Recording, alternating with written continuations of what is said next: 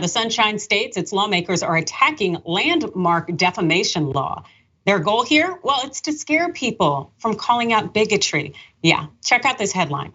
It comes from the Tampa Bay Times, and it basically says here, no, actually I'd say it actually says, those accused of discrimination would have new protections under Florida bill. That's right. And that bill comes thanks to Florida lawmaker Alex Andrade, who introduced Bill HB 991. And so under this bill, it's easier for people accused of racism, sexism, homophobia, all the isms and other forms of bigotry. It makes it easier for them to win a lawsuit. Here's more about the impact of the bill. The bill would limit who is considered a public figure for the purposes of defamation suits and could make it more difficult for media outlets to use anonymous sources. The bill could also have a chilling effect on news outlets reporting about people accused of discriminating against others on the basis of race, sexuality, or gender identity.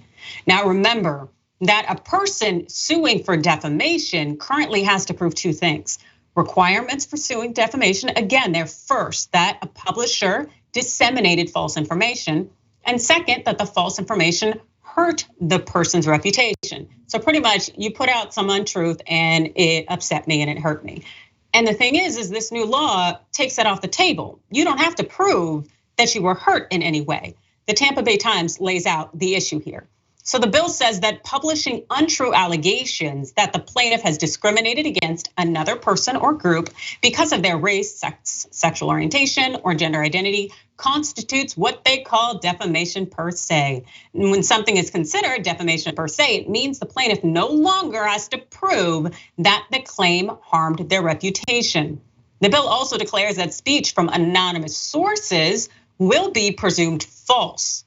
And that failure to verify or corroborate an alleged defamatory statement will constitute actual malice. Yeah, that's right. So you don't have to prove reputational harm or damage. And basically what that would look like, that if someone is unsavory and has a bad reputation out there, if you speak truth to power about who they are by saying they're a racist or they're a homophobe or a transphobe or whatnot, if they can get a jury or even a judge to say, yeah, that's not true, based on my interpretation of what racism or transphobia is, then that person doesn't even have to show that it hurt the reputation. So pretty much the unseedy people out there are gonna be able to stay unseedy and capitalize on this. In particular, Bill, this is problematic. Before I jump in more with details about this bill, Malaika, I'd love to hear your thoughts, as I know you are an editor for Essence.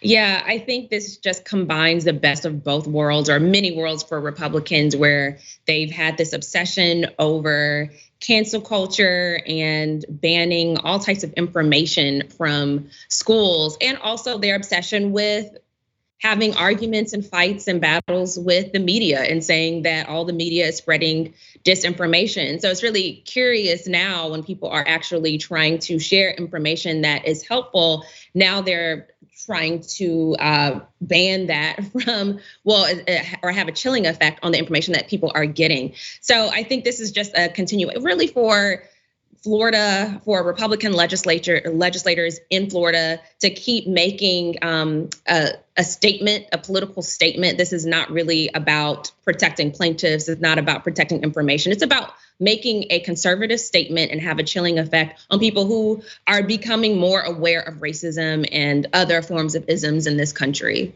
Absolutely. And the thing is that as we see, there's so many people out there that want to deny what racism is. They want to deny what homophobia is. And they want to pretend that, oh no, what I said was a compliment, or oh no, that's truth based on stereotype. And the thing is that if they're allowed to continue to define what these things are, as opposed to listening to the experts, to listening to the groups and communities that are harmed by that language, then they're going to be able to rewrite essentially everyone's lives and what that impact of oppression looks like and what it means. In my work as a DEI educator and workplace game changer, I can tell you how many people will like to tell me things like all Asians are good at math is a compliment, when no, it is a racist statement. And people like those in Florida who are looking to pass this bill are gonna be able to capitalize on that by saying things like, no, That's nice, that's good, that's a compliment. This is going to be extremely problematic. And of course, it's probably going to work its way to the US Supreme Court if it passes legislation, of course. And it's no doubt that this entire bill is really aiming at Supreme Court precedents. That's that 1964 decision, New York Times versus Sullivan. And that's the case that really heightened the standard for public officials, famous people out there, so that they couldn't sue for defamation for every little thing. Basically, they'd have to show actual malice or some kind of recklessness was involved in the statement that was published. This bill would lower the bar for that. It's essentially attacking Supreme Court precedent. And as we know, having this right-wing court set up at the US Supreme Court, who knows how this could shake out, but I'd like to hope, since they've seen other challenges potentially come their way, looking to chip away at that Sullivan decision, that the court would reject it, and that this is something that courts would see as violating the First Amendment and also violating precedent that's there. But it also violate your pockets if this law actually did pass, because it basically is set up so it guarantees that the plaintiff, the person suing, would bank at least $35,000, even if they're not legitimately harmed in any way. All you got to do is get a judge or a jury to sign on and say, no, that wasn't an ism at all. That wasn't racism, that wasn't sexism. Yeah, and I'd like to think it probably wouldn't be that hard to find somebody in Florida to co-sign. But of course, the governor there, DeSantis, well, earlier this month, he was at a roundtable and he pretty much said the quiet part out loud. He said this: we must stand up for the little guy against these massive media conglomerates. We've seen over the last generation legacy media outlets increasingly divorce themselves from the truth. That's a really, really cute way of describing people telling the truth and speaking truth. Because the only media outlet I know out there that's really running amok, shall we say, would be Fox News. But of course, then again, I'd say it's also not journalism whatsoever. But then again, it's Ron DeSantis' friend. Any other thoughts, Malaika?